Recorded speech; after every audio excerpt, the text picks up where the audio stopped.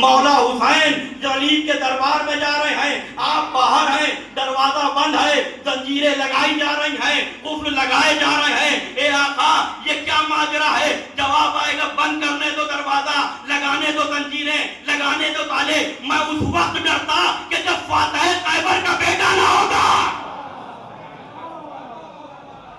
حسین دربار میں گئے اور ایک مرتبہ جیسے ہی ولید نے بیعت کا مطالبہ کیا اور امام حسین نے کہا الیس یزید یلعب بالکلاب، کیا یہ وہ یزید نہیں ہے کہ جو کتوں سے کھیلتا ہے؟ مجھ جیسا اور یزید جیسے بھی بیعت کرے گا. اور یہ کہہ کے حسین واپس آنے لگے تو ایک مرتبہ مروان نے جسارت کی، اے ولید حسین کا سر یا ان سے بیعت لے لے یا ان کے سر کو قلم کر دے، اس لیے کہ اگر آج حسین یہاں سے نکل گئے تو دیکھو خون کا دریا پار کر کے بھی حسین تک پہنچا نہیں جا سکے گا. بس جیسے ہی مروان نے یہ جسارت کی، آقا حسین کی آواز بلند ہوئی، یبن الزرقاء، اور نیلی آنکھوں والی بد کردار ماں کے بیٹے، تو حسین کو قتل کرے گا.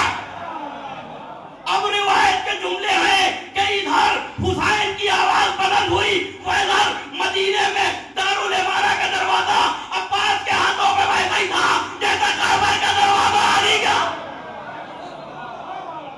صلوات بھیجے محمد و آل محمد پہ. اور عباس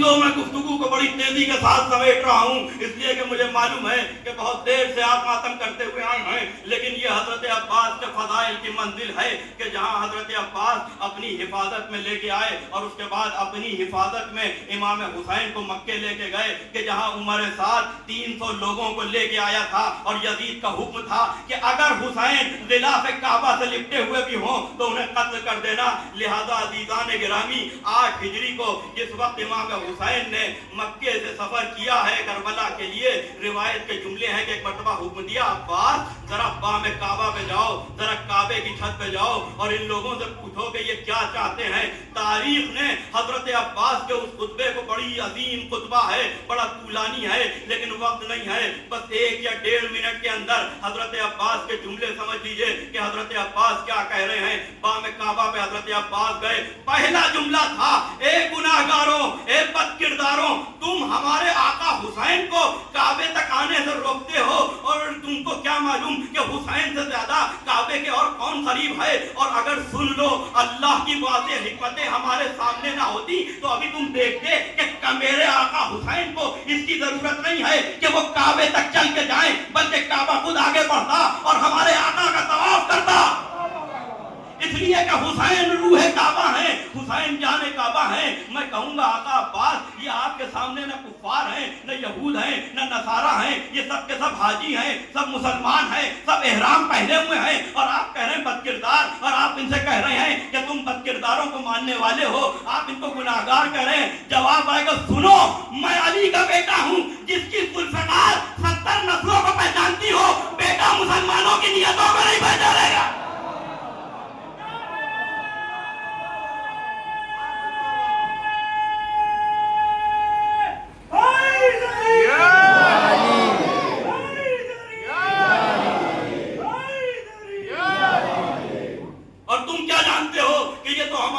حسین ہیں کہ جن کے بابا کی وجہ سے اللہ نے کعبے کو شرف بخشا ہے. اور دیکھو کیا تم یہ سمجھتے ہو کہ تم آقا حسین کو قتل کر لو گے؟ تو سن لو، تمہارے بزرگوں کی بھی یہی تمنا تھی لیکن وہ ہمارے جد رسول اللہ تک پہنچ نہیں پائے کیونکہ درمیان میں میرے بابا علی تھے. اور دیکھو تمہاری یہ آرزو بھی تمہیں نہ مل سکے گی، اس لیے کہ جب تک عباس زندہ ہے کوئی حسین تک پہنچ نہیں سکتا. عزیزان گرامی میں نے کہا تھا کہ میں جملے سے استفادہ کروں گا کہ حضرت اب جس وقت پہلے مرحلے میں انکار بیعت فاسق ہوا، جناب طاہرہ حضرت علی کے ساتھ ساتھ تھی اس انکار میں. ایک دن امیر المومنین نے جناب طاہرہ کے سامنے حضرت عباس کے فضائل بیان کیے اور ان کی جانثاری اور فداکاری کا ذکر کیا کہ وہ کیسے آقا حسین پہ اپنی جان قربان کریں گے، تو جناب زہرا نے کہا کہ یا علی، کاش آپ ام البنین سے آپ میری زندگی میں کر لیتے تاکہ میں اپنے بیٹے عباس کو دیکھ لیتی۔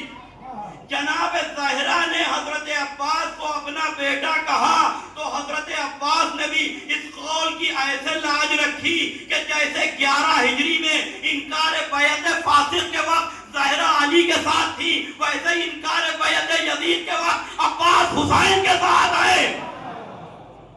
اور شانہ بشانہ امام حسین کے، اور اس کے بعد آقا حسین کو کربلا تک آ گئے۔ حضرت عباس کی امان میں تھے، ایک ایران کے بڑے عظیم شاعر ہیں، وہ شعر کہتے کہتے حضرت عباس کی شان میں ایک مرتبہ ذہن میں یہ خیال آیا کہ حسین عباس کی امان میں ہیں، پھر کہنے لگے نہیں نہیں، حسین تو امام ہیں، بھلا یہ کیسے ممکن ہو سکتا ہے؟ رات میں خوابگاہ میں گیا، خواب میں آقا حسین آئے اور کہا کہ شاعر تم بالکل صحیح کہہ رہے تھے، ہم اہل بیت عباس کی امان میں تھے کربلا میں۔ وہ حضرت عباس کی عظمت، اللہ اکبر، کہ جہاں راوی کہتا ہے کہ میں کربلا کے واقعے کے بعد امام سجاد کی خدمت میں گیا اور میں نے جیسے ہی حضرت عباس کا نام لیا، امام سجاد اپنی مسند سے بلند ہو گئے۔ کچھ دیر کے بعد امتحاناً پھر میں نے نام لیا، پھر بلند ہو گئے، کچھ دیر کے بعد پھر نام لیا، پھر بلند ہو گئے، اور ایک مرتبہ مجھ سے مخاطب ہو کے کہتے ہیں کہ تو ہمارا امتحان لے رہا ہے، سن، ہمارے چچا عباس اللہ کے نزدیک ان کا وہ مرتبہ ہے کہ اگر تو قیامت تک ان کا نام لیتا رہے تو میں منصب امامت سمیت ان کا احترام کرتا رہوں گا۔ یہ ہے حضرت عباس کا۔ اس لیے عزیزان گرامی بہت مختصر کر رہا ہوں کہ جہاں قرآن مجید میں انبیاء کا سخت موقع پہ خوف کا ذکر ہے، وہیں چھٹے امام حضرت عباس کی زیارت میں کہہ رہے ہیں کہ ہم گواہی دیتے ہیں کہ ایسے ہولناک ماحول میں بھی اور ایسے سخت ماحول میں بھی آپ ایک لمحے کے لیے بھی ڈرے نہیں اور آپ نے حق نصرت ادا کر دیا۔ عزیزان گرامی، وہ حضرت عباس ہیں کہ جن کی وجہ سے جب تک عباس رہے اشیاء امام حسین تک پہنچ نہیں پائے۔ چوتھی محرم کو لشکر آیا تھا، قیام حسینی دریا کے کنارے سے ہٹا لو، عباس کو جلال آ گیا، تلوار نکالی، ایک خط کھینچا جس وقت جناب زینب نے بلایا ہے خیمے میں، اور عباس کی حیبت کو دیکھیے۔ ایک مرتبہ عباس کہہ کے گئے کہ دیکھو میری شہزادی نے مجھے بلایا ہے اور میں جا رہا ہوں، لیکن خبردار یہ جو میں نے خط کھینچا ہے نا، اس سے تجاوز نہ کرنا، اس سے آگے نہ بڑھ جانا، ورنہ تمہارے جسموں پر تمہارا سر نہیں رہے گا۔ اور یہ کہہ کے عباس شہزادی زینب سے ملاقات کرنے کے لیے چلے گئے، لیکن اتنی دیر میں لشکر یزید میں کسی میں ہمت نہیں تھی کہ وہ عباس کے کھینچے ہوئے خط کو بھی پار کر لے۔ مجھے خطیب اکبر مولانا مرزا محمد اظہر صاحب جن کا قبلہ کا جملہ یاد آ رہا ہے، وہ فرماتے تھے کہ عباس زمین پہ خط کھینچ کے خیمے میں چلے گئے اور ہیبت عباس حسین کے خیموں کی حفاظت کرتی رہی۔ یہ ہے حضرت عباس کی ہیبت۔ کوئی دیوار نہیں کھڑی کی تھی، صرف زمین پہ خط کھینچا تھا، لیکن کس کی مجال تھی کہ اس خط سے آگے، اس نشان سے آگے بڑھ جاتا۔ اور پھر شہزادی زینب نے کہا عباس جب تم ہمارے درمیان ہو تو کیا فرق پڑتا ہے کہ خیمے دریا کے کنارے رہیں یا دریا سے دور چلے جائیں۔ ایک مرتبہ سمجھ گئے کہ شہزادی کیا جاتی ہیں، لیکن ایک مرتبہ اپنے گھٹنوں پہ رکھ کے تلوار کو توڑا، شہزادی کے چادر کے نچھاور کیا، قدموں میں تلوار کو ڈال دیا۔ اے میری شہزادی، میں سمجھ گیا کہ آپ کیا چاہتی ہیں، بس اتنا بتا دیجئے کہ پھر عباس کی زندگی کا کیا فائدہ۔ اللہ اکبر، شب عاشور، عباس خیموں کے تلایا پھر رہے ہیں، دوسری جانب سے زہیر قین آ رہے ہیں۔ ایک مقام پہ آ کے ملاقات ہوئی، ایک مرتبہ زہیر نے کہا عباس تمہیں معلوم ہے کہ تمہارے بابا نے تمہیں کیوں مانگا تھا؟ شیر نے انگڑائی لی، زرا کی کڑیاں ٹوٹ ٹوٹ کے گرنے لگی۔ کل زہیر مجھے شجاعت نہ دلاؤ، کل بس میرے آقا سے مجھے اجازت دلوا دینا، پھر میں انہیں بتاؤں گا کہ علی کا لال کیسے جنگ کرتا ہے۔ شب عاشور، حضرت عباس ایک مرتبہ گھوڑے پہ بیٹھے، اصحاب حسینی نے دیکھا کہ حضرت عباس لشکر یزید کی سمت جا رہے ہیں۔ कुछ देर के बाद वापस आए, हजरत अली अकबर को लेकर तन्हाई में खैमे में